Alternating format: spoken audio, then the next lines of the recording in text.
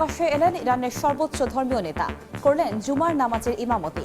নাসরুল্লাহর গায়বানা জানাজায় তেহরানে লাখো মানুষের ঢল।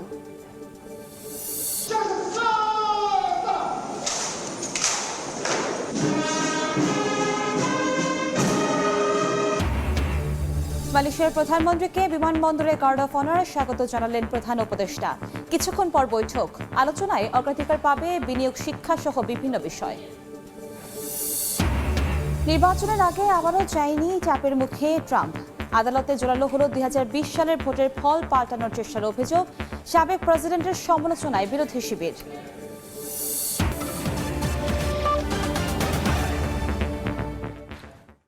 আন্তর্জাতিক সময়ের সঙ্গে আছি আমি কনক আজাদ।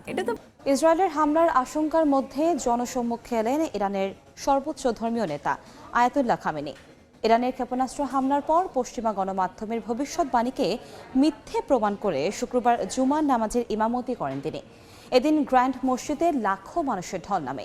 এ সময় জাতির উদ্দেশ্যে দেওয়া ভাষণে প্রয়োজনে ইরান আবারও ইসরায়েলে হামলা চালাবে বলে হুঁশিয়ারি দেন তিনি।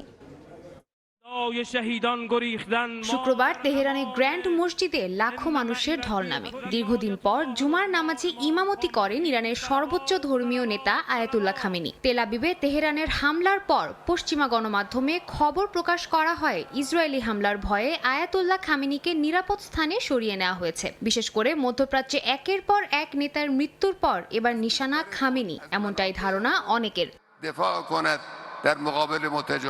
তবে সেই ভয় উপেক্ষা করে এবং পশ্চিমা গণমাধ্যমের ধারণাকে মিথ্যে প্রমাণ করে প্রকাশ্যে মসজিদে ইমামতি করলেন তিনি। এ সময় ইসরায়েলি হামলায় নিহত হিজবুল্লাহ প্রধান হাসান নাসরাল্লাহ এবং তার সহযোদ্ধাদের গায়েবানা জানাজা পড়ানো হয়।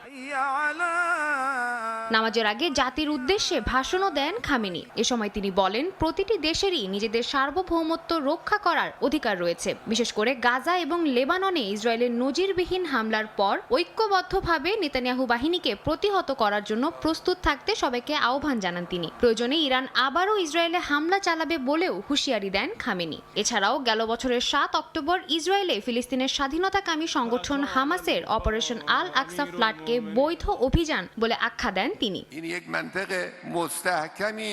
ইরানে ইসরায়েলের হামলার শঙ্কায় বিশ্ববাজারে বেড়েছে জ্বালানি তেলের দাম।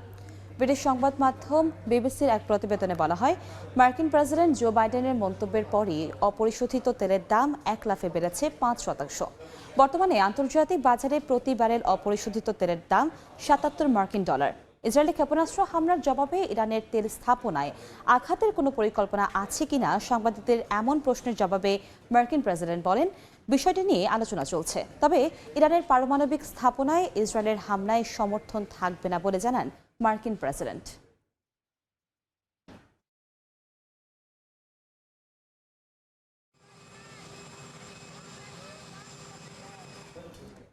মোহনীয় সৌন্দর্যের আড়ালে লুকিয়ে কান্না, হাহাকার আর আর্তনাদের গল্প।